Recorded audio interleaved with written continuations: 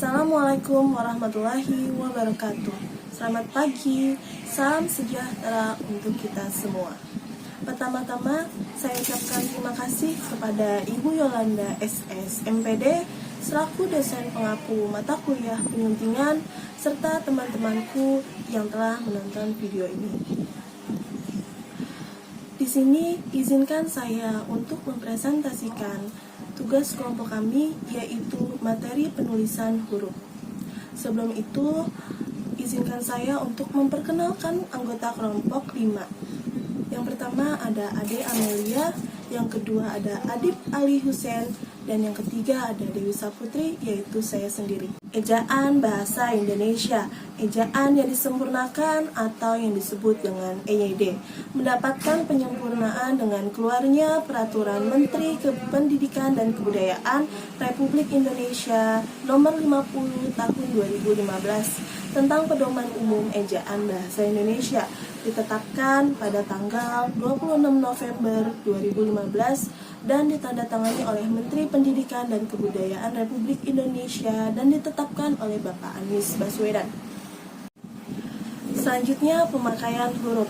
Pemakaian huruf ini dibagi menjadi 8. Yang pertama huruf abjad, yang kedua huruf vokal, yang ketiga huruf konsonan, yang keempat huruf diftong, yang kelima gabungan huruf konsonan, yang keenam huruf kapital, ketujuh huruf miring, dan yang kedelapan huruf tebal. Yang pertama huruf abjad. Abjad yang dipakai dalam ejaan bahasa Indonesia terdiri dari 26 huruf sebagai berikut, yaitu A, B, C, D, E, F, G, H, I, J, K, L, M, N, O, P, Q, R, S, T, U, V, W, X, Y, Z. Selanjutnya yang kedua huruf vokal. Huruf yang melambangkan vokal dalam bahasa Indonesia terdiri atas 5 huruf, yaitu A, E, I, O, dan U. Untuk pengucapan pelafalan yang benar, diakritik berikut ini dapat digunakan jika ejaan itu dapat menimbulkan keraguan. Di Indonesia sendiri ada 3 diakritik E. Yang pertama diakritik E taling tertutup. Misalkan anak-anak bermain di teras, bukan teras. Yang kedua diakritik E taling terbuka.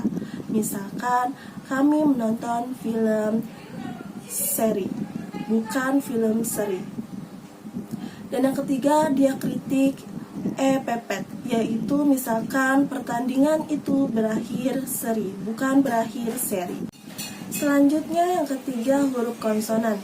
Huruf yang melambangkan konsonan bahasa Indonesia terdiri atas 21 huruf, yaitu B, C, D, F, G, H, J, K, L, M, N, P, Q, R, S, T, V, W, X, Y, dan Z.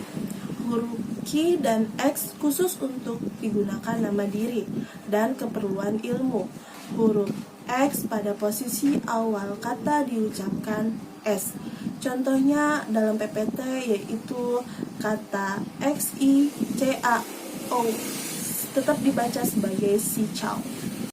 Selanjutnya yang keempat yaitu ada huruf diftong.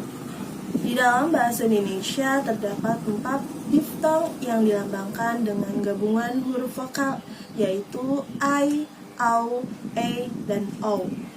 Contohnya yaitu santai, kerbau, survei, dan koboi.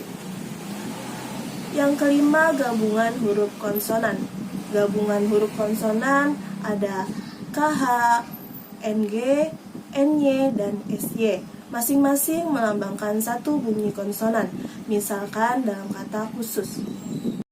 Huruf kapital. A. Huruf kapital dipakai sebagai huruf pertama awal kalimat. Misalnya, apa maksudnya? Dia membaca buku. B. Huruf kapital dipakai sebagai huruf pertama unsur nama orang, termasuk julukan. Misalnya, Dewi Sartika, Wage Rudolf Supratman. Catatan 1. Huruf kapital tidak dipakai sebagai huruf pertama nama orang yang merupakan nama jenis atau satuan ukuran. Misalnya, ikan mujair, mesin diesel, 5 ampere, 10 volt. 2.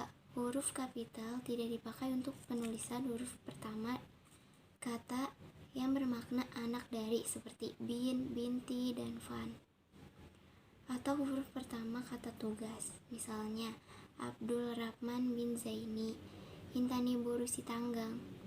C. Huruf kapital dipakai pada awal kalimat dalam petikan langsung. Misalnya, adik bertanya, kapan kita pulang? D. Huruf kapital dipakai sebagai huruf pertama setiap kata nama agama, kitab suci, dan Tuhan, termasuk sebutan dari kata ganti untuk Tuhan, misalnya Islam, Kristen, Allah, Al-Quran. E. Nama gelar. 1. Huruf kapital dipakai sebagai huruf pertama unsur nama gelar kehormatan, keturunan, keagamaan, atau akademik yang diikuti nama orang, termasuk gelar akademik yang mengikuti nama orang, misalnya Sultan Hasanuddin, Haji Agus Salim, Imam Hambali. Kedua, huruf kapital dipakai sebagai huruf pertama unsur nama gelar kehormatan, keturunan, keagamaan, profesi, serta nama jabatan dan kepangkatan yang dipakai sebagai sapaan. Misalnya, silakan masuk Prof.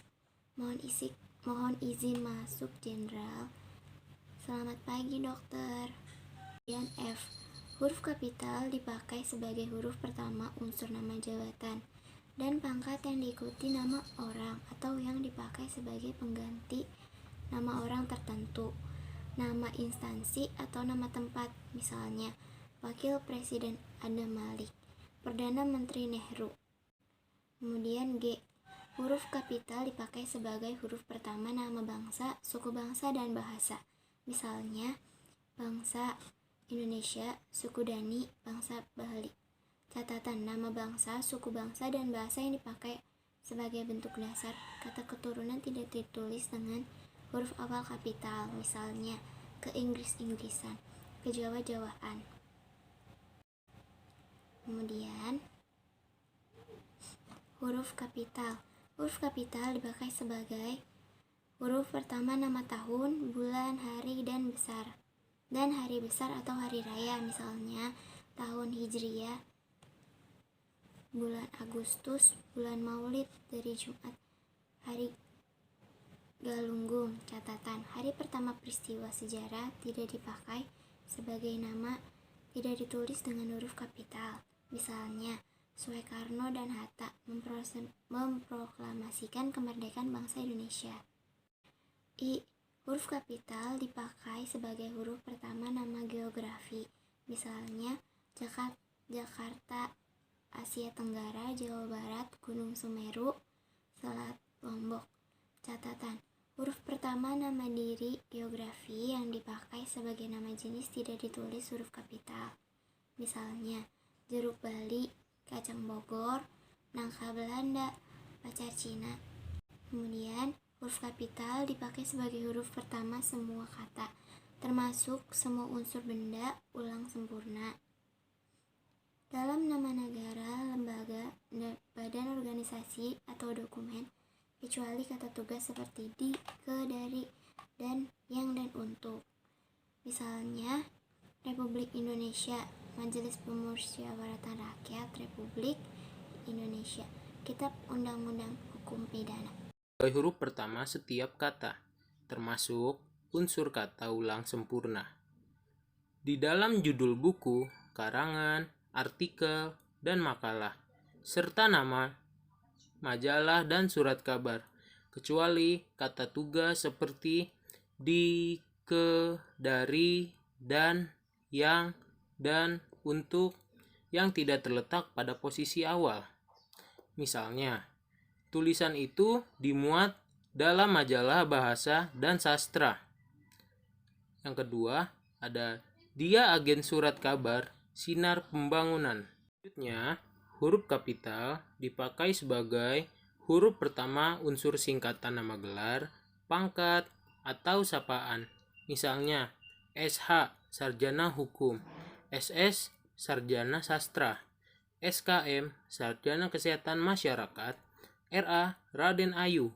Huruf kapital dipakai sebagai huruf pertama kata penunjuk hubungan kekerabatan. seperti bapak, ibu, kakak, adik, dan paman, serta kata atau ungkapan lain yang dipakai dalam penyapaan atau pengacuan. Misalnya, kapan bapak berangkat? Tanya Hasan. Hai, kutu buku, sedang membaca apa? 1. Istilah kekerabatan berikut bukan merupakan penyapaan atau pengacuan. Misalnya, kita harus menghormati bapak dan ibu kita. Semua kakak dan adik saya sudah berkeluarga. Kedua, kata ganti Anda tulis dengan huruf awal kapital. Misalnya, sudahkah Anda tahu? Siapa nama Anda? Selanjutnya, ada huruf miring. A. Huruf miring dipakai untuk menuliskan judul buku, nama majalah, atau nama surat kabar yang dikutip dalam tulisan termasuk dalam daftar pusaka. Misalnya, seperti contoh yang di atas ini. B. Huruf miring dipakai untuk menegaskan atau menghususkan huruf bagian kata-kata atau kelompok kata dalam kalimat. Misalnya, huruf terakhir kata abad adalah D. Dalam bab ini tidak dibahas pemakaian tanda baca. C. Huruf miring dipakai untuk menuliskan kata atau ungkapan dalam bahasa daerah atau bahasa asing. Misalnya, upacara pesijek dalam kurung tepung tawar menarik perhatian wisatawan asing yang berkunjung ke Aceh. Catatan yang pertama, nama diri seperti nama orang, lembaga, atau organisasi dalam bahasa asing atau bahasa daerah tidak ditulis dengan huruf miring. Yang kedua, dalam naskah tulisan tangan atau mesin tik, bagian yang akan dicetak miring ditandai dengan garis bawah. Yang ketiga, kalimat atau teks berbahasa asing atau bahasa daerah yang dikutip secara langsung dalam teks bahasa Indonesia ditulis dengan huruf miring. 8. Huruf tebal. Huruf tebal dipakai untuk menegaskan bagian tulisan yang sudah ditulis miring.